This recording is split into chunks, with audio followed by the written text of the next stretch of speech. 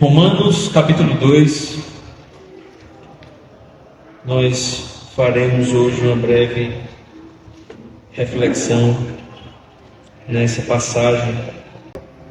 Nós leremos a partir do verso 1, Romanos capítulo 2, a partir do verso 1. Peço que você preste bastante atenção, que você possa estar agora com sua mente focada no Senhor, que nós possamos estar aqui entendendo que o Senhor Jesus está presente, amém? E que você haja na presença dele como se realmente acreditasse que ele está presente, né? Dando a devida reverência, tendo a devida atenção à sua voz, amém? Diz assim: por isso você é indesculpável quando julga os outros, não importando quem você é. Pois naquilo que julga o outro, você está condenando a si mesmo, porque pratica as mesmas coisas que condenam. Bem sabemos que o juízo de Deus é segundo a verdade contra os que praticam tais coisas. E você, que condena os que praticam tais coisas, mas faz o mesmo que eles fazem, pensa que conseguirá se livrar do juízo de Deus? Ou será que você despreza a riqueza da bondade, da tolerância e da paciência de Deus, ignorando que a bondade de Deus é que leva você ao arrependimento? Mas por ser teimoso e ter um coração impenitente, você acumula contra si mesmo ira para o dia da ira e da revelação do justo juízo de Deus, que retribuirá a cada um segundo as suas obras, a vida eterna aos que, perseverando em fazer o bem, procuram glória, honra e incorruptibilidade, mas ira e indignação para os egoístas que desobedecem à verdade e obedecem à injustiça. Tribulação e angústia virão sobre todo aquele que faz o mal, ao judeu primeiro e também ao grego, mas haverá glória, honra e paz a todo aquele que pratica o bem, ao judeu primeiro e também ao grego, porque Deus não trata as pessoas com parcialidade. Assim todos os que pecaram, sem lei também sem lei perecerão, e todos os que pecaram sob a lei serão julgados pela lei, porque justos diante de Deus não são aqueles que somente ouvem a lei, mas os que praticam a lei é que serão justificados. Quando, pois, os gentios que não têm a lei fazem por natureza o que a lei ordena, eles se tornam lei para si mesmos, embora não tenham a lei.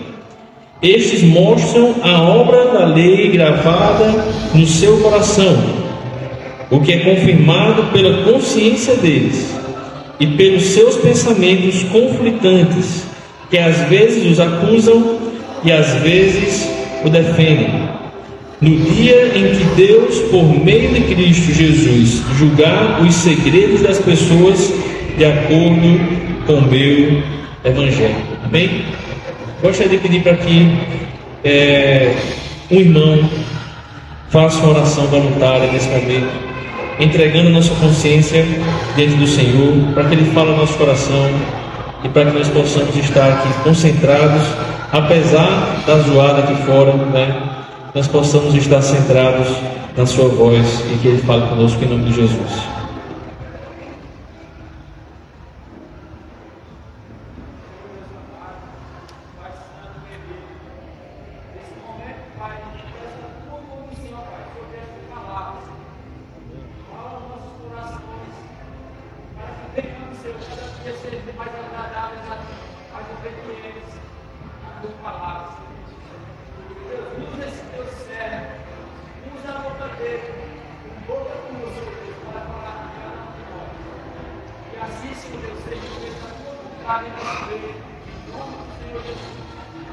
Amém. Meus irmãos, nessa passagem nós encontramos Paulo falando acerca do moralismo. O que é isso? São pessoas que têm uma certa moral, que defendem uma moralidade de forma hipócrita. Então, eles têm um certo conhecimento, mas esse conhecimento não se aplica em suas vidas de forma prática.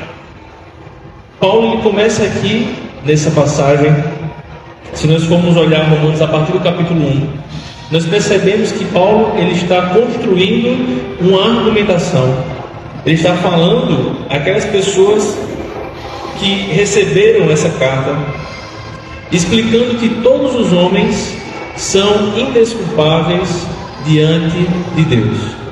Esse é o propósito de Paulo. Então, na primeira parte, no capítulo 1, nós percebemos que Paulo ele começa a falar sobre um tipo de pessoa, que é aquela pessoa que peca deliberadamente.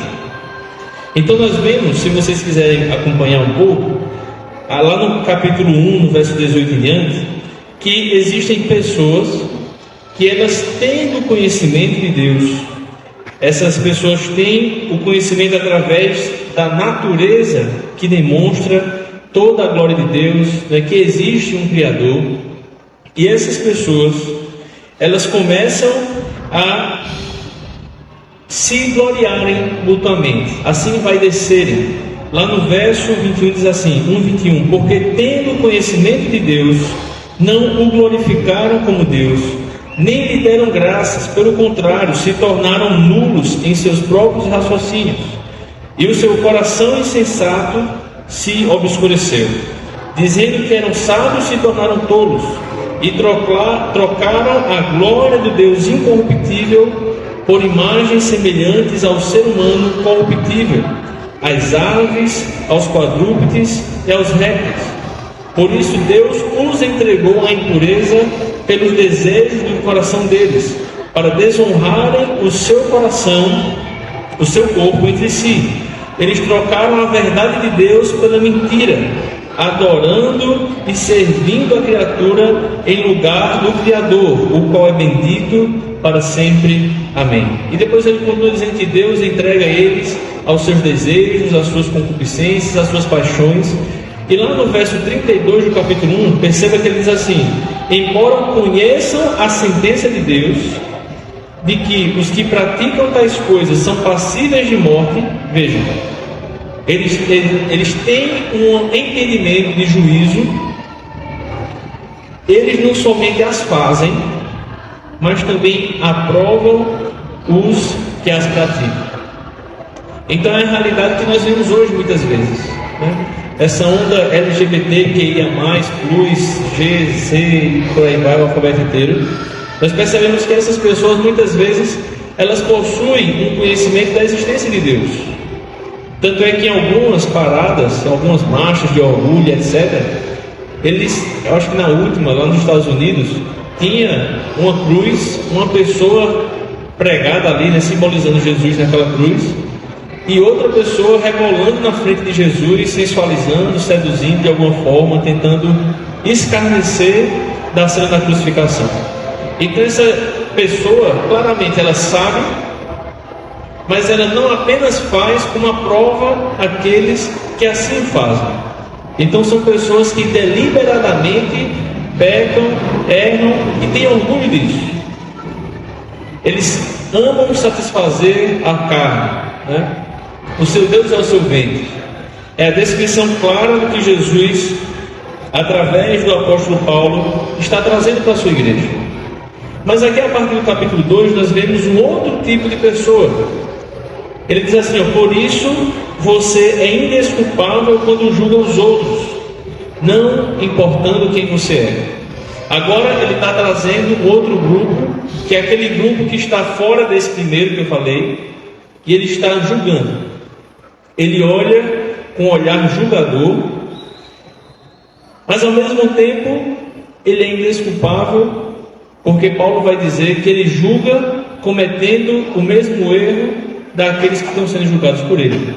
Veja o que ele diz: você é indesculpável quando julga os outros, não importando quem você é, pois naquilo que você julga o outro, você está condenando a si mesmo, porque pratica as mesmas coisas que condenam. Bem sabemos que o juízo de Deus é segundo a verdade contra os que praticam tais coisas. Muitas pessoas usam um argumento mal interpretado que nós não podemos julgar, ninguém. Mas existe um tipo de julgamento que nós podemos fazer e um tipo de julgamento que nós não podemos fazer. Nós não podemos dizer que uma pessoa é salva ou é condenada, vamos dizer assim.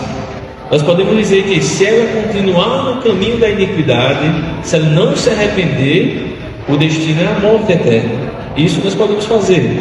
Mas eu não posso chegar para uma pessoa, por exemplo, que está numa festa e dizer assim, essa pessoa aqui vai para o inferno. Eu não posso fazer esse juízo de valor. Por quê? Porque Deus pode ter um encontro com ela. Daqui a 20 minutos ela pode se converter, ela pode ter sua vida transformada, nascer de novo. Então esse tipo de julgamento eu não posso. Mas eu posso chegar diante de uma pessoa que está cometendo um pecado e dizer, a Bíblia diz que isso é errado, e chamar ao arrependimento. Isso nós podemos fazer. Você percebe que Jesus, ele condena a hipocrisia no julgamento. O que nós não podemos fazer é um julgamento hipócrita, assim como o texto aqui em Romanos está dizendo. Eu não posso olhar o cisco do olho do meu irmão tendo uma trave no meu olho. Deu para entender? Então eu não posso dizer, olha, você que mente, sendo mentiroso. Jesus diz, primeiro corrija a sua iniquidade, o seu pecado, se conserte, tire a primeira trave do seu olho, e aí você vai poder ver claramente o que está no cisco do olho do seu irmão. Uma trave no meu olho, eu não tiro, mas eu me preocupo com o cisco no olho do irmão. Esse tipo de julgamento nós não podemos fazer, Jesus disse, porque da maneira que nós julgarmos, nós seremos julgados também. E principalmente se eu julgo de forma hipócrita, então vou ser julgado e vou ser condenado, porque eu estou cometendo o mesmo pecado. Mas você percebe que logo em seguida Jesus já faz um julgamento. No mesmo texto ele diz, mas embaixo ele fala, um pouquinho adiante, ele fala, não jogueis pérolas aos porcos. Ele fala sobre a gente não ficar insistindo com relação ao Evangelho aos cães, porque eles vão se voltar contra nós e vão nos deslacerar, vão pisar, os porcos vão pisar as pérolas. Então como é que eu vou dizer que uma pessoa é porco ou que ele é um cão sem fazer um julgamento? Vocês percebem? Agora eu não posso fazer um julgamento que é hipócrita. E aqui esse segundo grupo é o grupo dos moralistas. São aquelas pessoas que têm um conhecimento. Muito nós vemos isso na política recentemente. As pessoas tinham um discurso, Deus acima de todos, mas dentro daquele grupo que falava isso, certamente muitos tinham apenas uma moralidade vazia. Dentro das suas casas eram adúlteros, fornicadores, mentirosos. Então não é apenas uma bandeira que se levanta, ou um posicionamento político ou religioso, mas é algo que está centrado no coração. Então eu posso ficar 25 anos dentro da igreja e mesmo assim, no final, ser contado com os ímpios, se eu não tiver nascido de novo. Está dando para entender? Então não é sobre aquele que sabe a lei ou escuta a lei, mas é aquele que tem uma vida transformada por Jesus. Veja o que o texto continua dizendo. Bem sabemos que o juízo de Deus é segundo a verdade contra os que praticam tais coisas. E você que condena os que praticam tais coisas, mas faz o mesmo que eles fazem, pensa que conseguirá se livrar do juízo de Deus? Ou será que você despreza a riqueza da bondade, da tolerância e da paciência de Deus, ignorando que a bondade de Deus é que leva você ao arrependimento? Nós percebemos aqui algumas coisas, mas a principal desse texto, para não prolongar muito, que eu quero chegar até o verso 16, nós percebemos que o próprio ato de arrependimento é um ato da bondade e da misericórdia de Deus para conosco. Muitas vezes eu posso achar que existe em mim alguma justiça própria, ou que a minha moralidade é superior à de outra pessoa, e ainda que em pecado, condená-la e julgá-la com as coisas que eu mesmo pratico no meu coração, como Jesus falou, por fora é muito bonito, é um sepulcro caiado, mas por dentro está estragado, podre. Mas aqui nós percebemos que essas pessoas, elas ignoravam que até o ato de arrependimento era fruto da bondade e da misericórdia de Deus, da paciência de Deus. Mas esse grupo que Paulo se refere é aquele mesmo grupo que Jesus retrata no templo. Enquanto um estava lá quebrantado, sem vamos dizer assim, a capacidade, a coragem de olhar para cima, mas estava ali humilhado, dizendo: Senhor, perdoa-me, porque eu pequei, porque eu sou miserável, eu sou pecador. Já o outro, cheio de si, ele estupava o peito e dizia: ó Senhor, graças te dou porque eu não sou igual a esse publicano, porque eu não sou igual a esse pecador. E eles se orgulhavam de muito jejuarem e de muito ofertarem e de fazerem muitas coisas, mas o coração, que era o mais importante, estava longe do Senhor. E nós percebemos aqui que até o ato de arrependimento ele deve ter como reconhecimento a graça de Deus que opera em nós, fazendo com que a gente tenha uma transformação. Mas para a gente entender melhor, o que é arrependimento? Arrependimento vem da palavra metanoia, é uma mudança de atitude, uma mudança de pensamento. Existe diferença entre arrependimento e remorso. Arrependimento é algo que de fato procede de Deus, é fruto da bondade de Deus. O remorso é algo que é fruto apenas da nossa carnalidade. Nós vimos aqui no começo que a consciência, ela ora nos acusa, ora nos defende, não é assim? Deus ele coloca em nós um entendimento, e nós, através do entendimento que Ele nos dá acerca da realidade, acerca dele mesmo, nós conseguimos ter um julgamento do que é certo e do que é errado.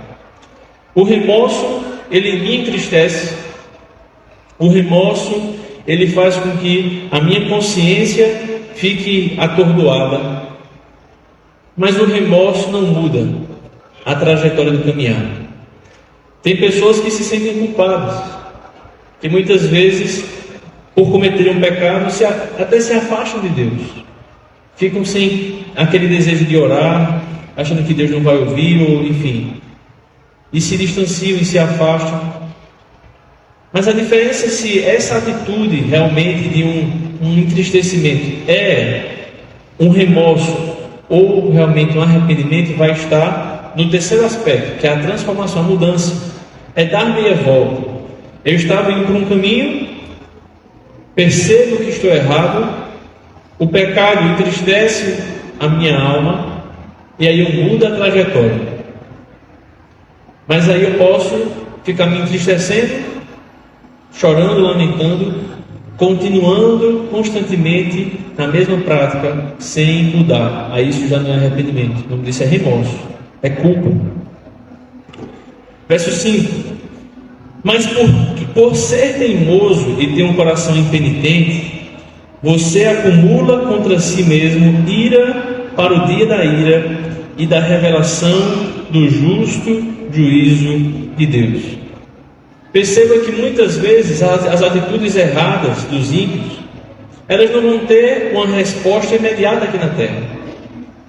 Muitas vezes o ímpio ele prospera, muitas vezes um criminoso vai sair impune, e a pessoa peca e nada acontece. Ela peca de novo e nada acontece. E pode gerar a falsa impressão de que o pecado compensa. E que na verdade aquele que peca é aquele que vai dar certo. Mas perceba que Deus ele é um justo e um reto juiz.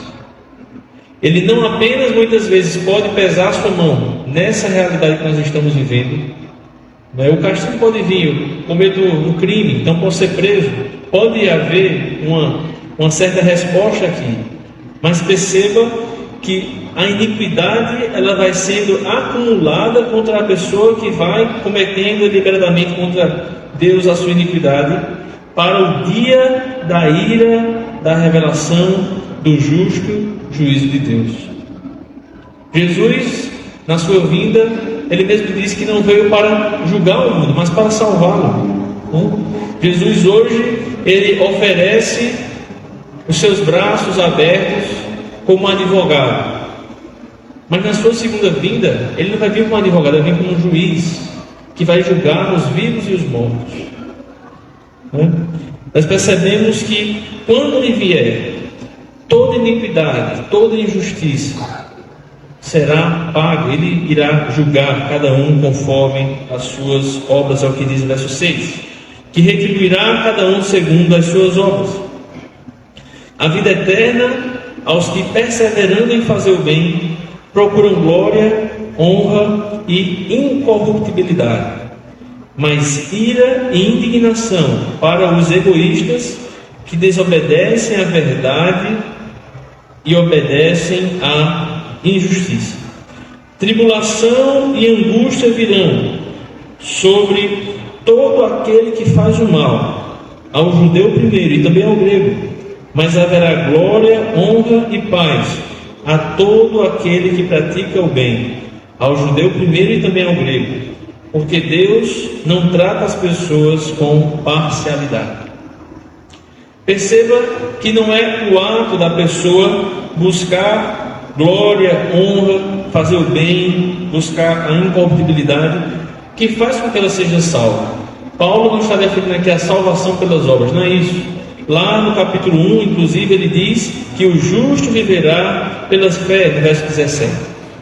Então Paulo não está defendendo isso, mas Paulo está dizendo que aquele que uma vez foi salvo, aquele que foi alcançado pelo Evangelho, que creu e através da fé adquiriu a salvação, esse vai produzir obras. Então, uma coisa é uma pessoa, através da sua moralidade, como está dizendo aqui, tentar transparecer uma vida aparentemente bonita, aparentemente bela, mas no seu coração, distante de Deus, continuando a sua iniquidade, se alegrando com o pecado. Isso é uma coisa. Outra coisa é uma pessoa ser transformada pelo Evangelho, nascer de novo e ter uma vida cheia de obras que vão refletir a salvação que o alcançou. Não salvos pelas obras, não através das obras, mas pela fé. E certamente aquele que é salvo, ele começa a viver e a exalar o perfume de Cristo através da sua vida. Então Deus, ele vai recompensar a cada um conforme as suas obras. Algumas pessoas podem entender assim. Eu já, em alguns evangelismos na rua e conversando com algumas pessoas, eles têm um entendimento que é como se fosse uma balança. Se alguém errar muito, então aquela quantidade de erros for maior do que a quantidade de acertos, vai ser condenado. Mas se ela acertar 10 vezes e errar 5, aí ela vai ser salva. Mas não funciona assim com Deus. Não se trata sobre acertar mais ou errar mais, porque a própria Bíblia diz que aquele que erra um, né, é réu de todos os outros. Uma pessoa que comete um adultério, por mais que ela possa se arrepender em algum momento, né, então vamos dizer assim, eu estou aqui e de repente eu mato uma pessoa, aí depois eu dou 10 mil cestas básicas. O fato de eu ter dado 10 mil cestas básicas vai desfazer o fato de eu ter matado alguém? Não. Minhas mãos ainda continuarão sujas de sangue. E ainda mais a Bíblia diz que as nossas boas intenções, nossas boas obras são como trapos de imundícia. A gente anda muito mais para trás do que para frente, em direção ao reino de Deus. Nós erramos e pecamos incontáveis vezes por omissão, por pensamento, por ações. Então achar que nós seremos salvos pelas obras seria realmente um desconhecimento da nossa própria natureza. É aquela pessoa que diz assim, mas eu acho que o inferno é muita coisa. Eu acho que o inferno não é bem assim. Porque seria muito nós entendermos que a condenação é uma condenação eterna. E certa vez eu vi, não lembro agora o nome do teólogo, ele falando que quando nós pensamos assim, é porque nós não temos consciência de quão pecadores nós somos. Nós não temos consciência do que é a afronta que nosso pecado está se colocando diante de um Deus que é infinito. Veja Adão. As pessoas às vezes dizem assim, mas eu acho que a condenação, acho que o castigo de Adão foi grande demais. Porque veja, ele só comeu um fruto. Ele só cometeu uma desobediência. E aí você agora imagina um Deus que cria todas as coisas, o universo inteiro, tudo com o seu falar.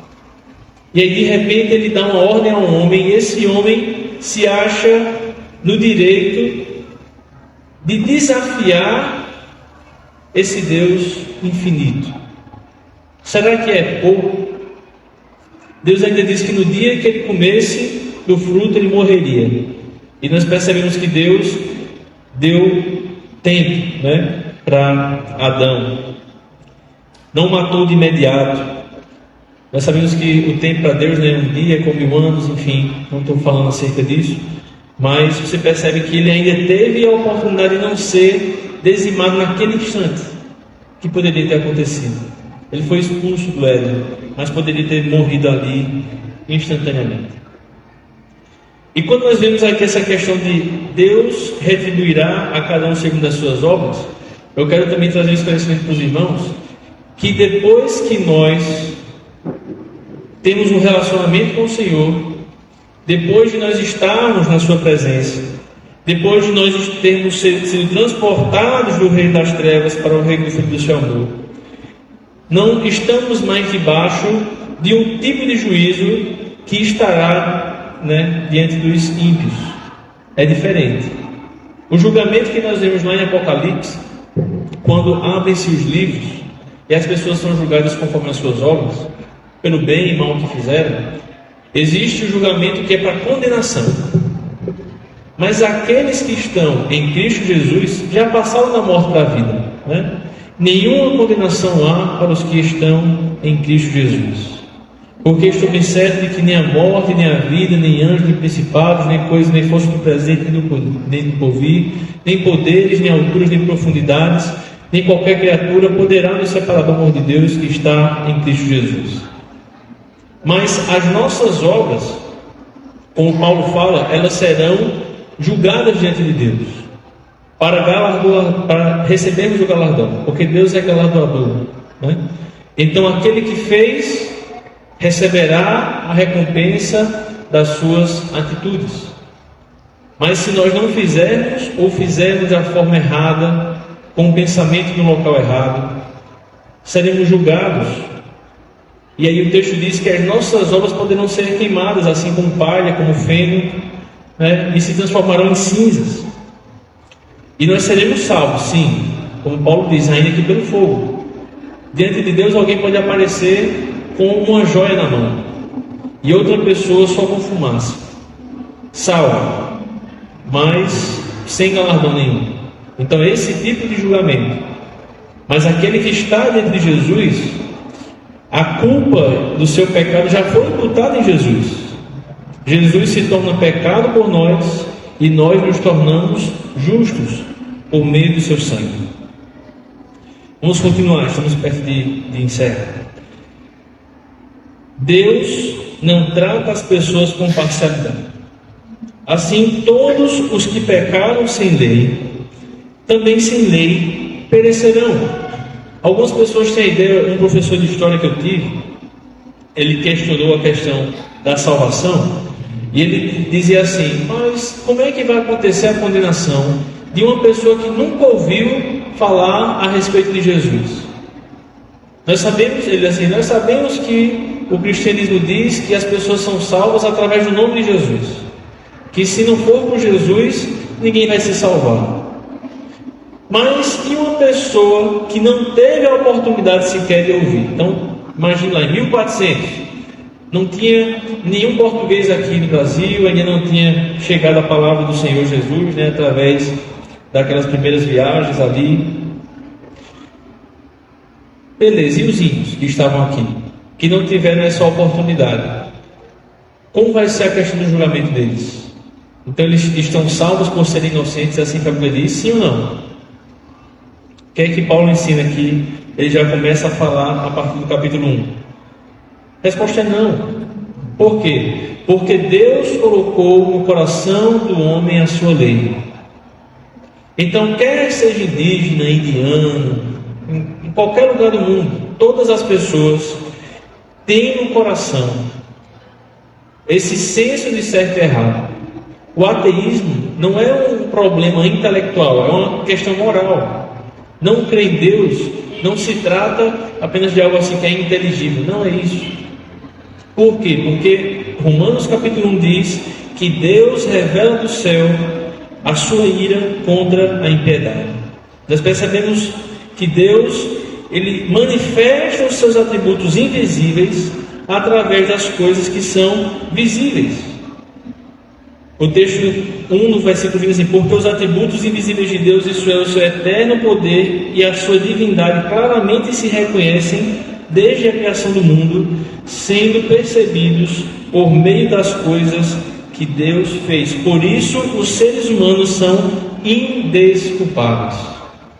O que acontece é que o ser humano, conhecendo essa manifestação de Deus, não adora a Deus, mas adora as coisas que Ele criou.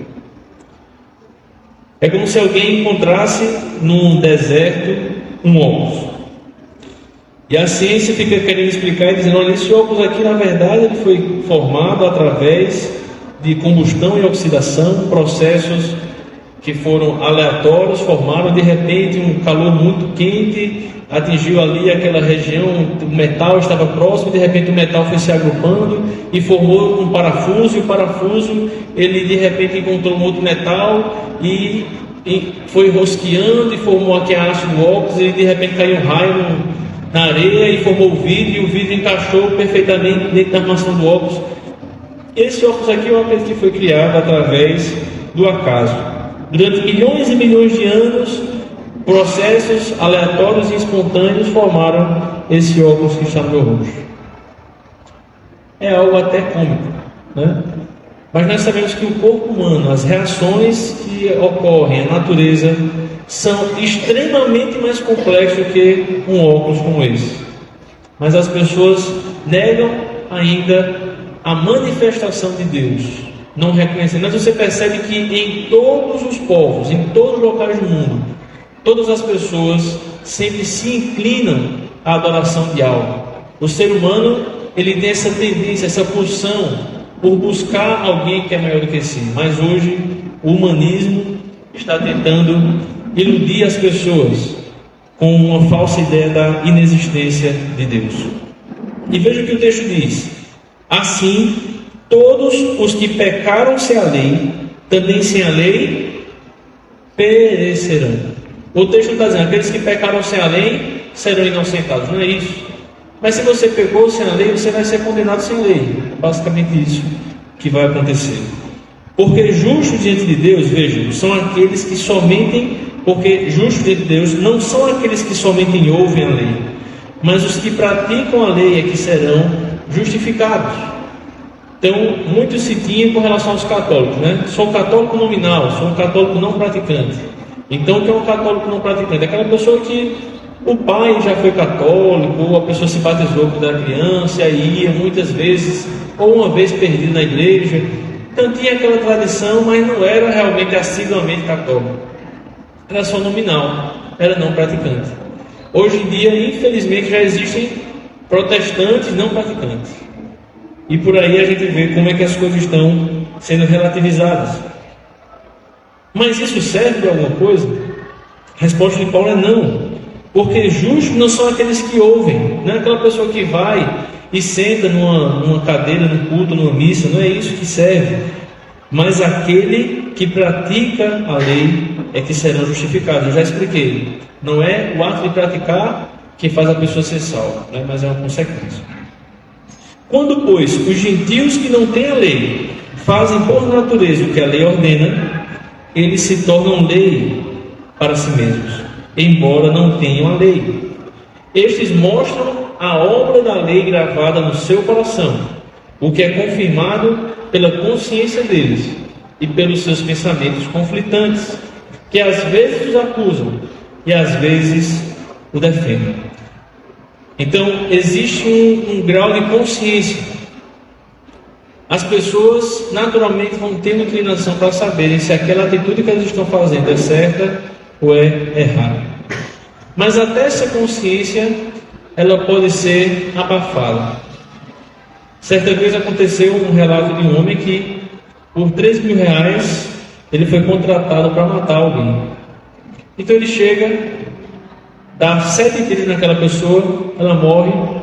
Em seguida ele vai para sua casa, toma um banho, janta e vai dormir. A consciência sequer o acusou de alguma coisa. Ele trocou a vida de alguém por 3 mil reais. Mas certamente isso não aconteceu de forma instantânea.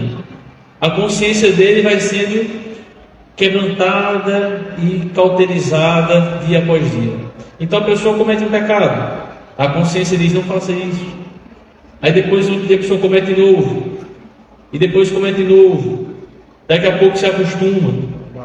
E depois nem leva em consideração mais. Isso é uma mente cauterizada. O crente não passa por isso. Nós não temos essa forma de pensar, porque o Espírito Santo nos traz a consciência. Nós nos sentimos mal com o pecado, não temos prazer naquilo, mas isso gera em nós um desejo de arrependimento e de transformação. Tanto é que João fala na sua carta que se alguém vive repetidamente naquele pecado e é uma coisa que não tem um ponto realmente de arrependimento, certamente ele não conheceu verdadeiramente a Cristo. E veja o que o verso 16 diz para finalizar: no dia em que Deus, por meio de Cristo Jesus, julgar os segredos das pessoas. Veja, Ele vai julgar os segredos. Nós precisamos ter em nossa mente que Deus não vai julgar apenas o que um juiz aqui da terra conhece, porque muitas vezes o julgamento aqui terreno pode ser parcial, pode ser falho. Aqui na terra, um culpado, uma pessoa que realmente cometeu algo, pode ser tido como inocente. Aqui, às vezes, o inocente pode ser tido como culpado. Mas Deus, Ele não apenas julga as coisas que são visíveis, mas Ele julga também, Ele conhece os segredos dos corações. Ele sabe o que está por trás de cada atitude, Ele sabe o que está em cada intenção. Ele conhece, Ele julga os segredos das pessoas. De acordo com o meu Evangelho, certamente não é a questão de que Paulo é o autor do Evangelho, mas é o Evangelho que ele estava transmitindo, que é o Evangelho de Cristo Jesus, as boas novas da salvação. Não vamos prolongar, mas aqui a ideia é: Paulo fala inicialmente a um primeiro grupo, pessoas que vivem dissolutamente, não estão nem aí para nada. No capítulo 2, Paulo fala para um segundo grupo, pessoas que conhecem a lei, então certamente judeus, que às vezes, como ele escreveu essa carta aqui para os judeus que moravam em Roma, então que conheciam, que tinham uma base da lei, mas que viviam de forma equivocada, julgavam os ímpios, julgavam os gentios pela sua forma de viver, mas cometiam as mesmas coisas, uma santidade disfarçada. Paulo fala sobre esse segundo grupo. No capítulo 3 ele chega à conclusão: pois todos pecaram, tanto judeu quanto grego, tanto aquela pessoa que já nasceu ali de uma alta classe social, como aquela pessoa que não teve grandes oportunidades, o branco, o preto, o rico, o gordo, o magro, todos pecaram e destituídos estão na glória de Deus. Aí ele fala depois, sendo justificados gratuitamente, ele arremata com a esperança da salvação que veio através de Jesus. Mas nós precisamos entender que até mesmo o nosso arrependimento, até mesmo a nossa consciência vem da bondade e da graça de Deus. Que nós possamos viver uma fé, um cristianismo que não seja apenas de aparência, porque se nós apenas julgamos os outros, mas vivemos de forma incorreta, Deus sabe, Deus conhece os nossos corações, Ele julga cada intenção. E muitas vezes alguém pode estar na igreja, mas não ter tido esse encontro com Jesus, assim como aconteceu com Judas. Estavam com os discípulos, mas não eram deles. Pedro fala sobre isso também, Estavam conosco, mas não eram dos nossos.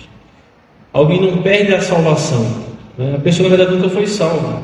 Ela só vai um dia saber dessa realidade. Não existe. A pessoa é transportada do reino das trevas para o reino da luz. Aí em algum momento Deus o transporta do reino da luz para o reino das trevas. Aí ele escreve no livro da vida, depois tira. Aí ele não arrebata da mão, mas ele tira da mão, e depois bota na mão de novo, e tira da mão de novo. Aí a pessoa nasce uma vez, e depois ele faz desnascer. Aí depois, não, agora eu vou me acertar. Ele nasce de novo, aí depois desnasce de novo. Então não existe isso. Ou nasceu ou não nasceu. Ou é ou não é. Ou é ovelha ou é bode. Então a pessoa é ovelha. Não, pode ser que amanhã não seja bode. Aí é bode. Aí depois, não, agora eu vou me acertar. É ovelha de novo. Aí depois, não, agora eu vou transformar em bode. Não é assim que existe, né? Mas aquele que é do Senhor Jesus, Ele vai preservar, e que nós possamos ter essa consciência de que Ele sonda cada um, e que nós possamos ser realmente cristãos genuínos na sua presença. Amém? Vamos ficar de pé, vamos orar e encerrar esse momento de culto em nome do Senhor. Temos algum aviso? Ou todos já foram dados? Acho que já certo, né? Então vamos orar. Senhor Deus e Pai, nesse momento nós te agradecemos pela Tua palavra. Nós estamos aqui, ó Deus, com nossos corações contritos, desejando aprender mais de Ti. Peço que o que o Senhor falou a cada um possa ficar como uma semente plantada, que dê frutos, e nós possamos, ó Deus, viver de uma forma que Te agrade, não como a descrição presente em Romanos 1 e Romanos capítulo 2, de pessoas que tomaram a Tua glória como nada e viveram da forma que desejavam, mas nós possamos ser pessoas alcançadas pelo Teu Evangelho, que vivem de acordo com a Tua vontade. Peço que o Senhor nos guarde, nos proteja, e também esteja, Deus, com as pessoas que não puderam vir hoje, por qualquer motivo que seja, os enfermos. Peço que o Senhor possa estar tratando de cada um. Nós Te agradecemos por tudo, em nome de Jesus. Amém. Que o amor de Deus, nosso eterno Pai, que a graça do nosso Senhor Jesus, que o poder, a comunhão, a consolação do Santo Espírito esteja com todos nós e com o povo de Deus espalhado pela terra, hoje e sempre. Amém.